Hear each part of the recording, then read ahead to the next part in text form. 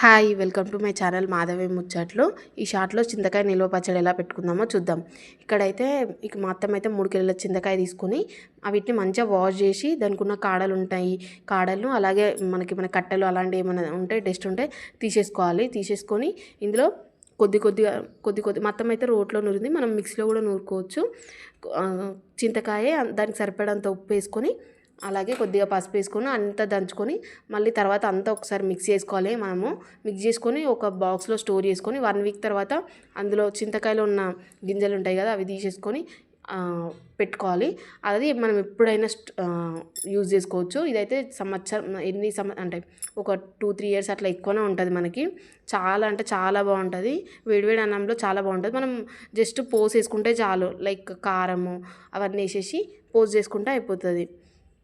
మీరైతే ఎప్పుడైనా ట్రై చేయకుంటే ఇలా ట్రై చేయండి. ఎక్కువ అమౌంట్లో కాకుండా మనం తక్కువ అమౌంట్లో కూడా 1/2 kg అలా కూడా చేసుకోవచ్చు. చాలా అంటే చాలా బాగుంటుంది. ఇంకా మా అత్తమ్మ రోట్లో నూరింది కదా, టేస్ట్ అయితే చాలా బాగుండే. ఓకే బాయ్, నెక్స్ట్ వీడియోలో కలుసుకుందాం.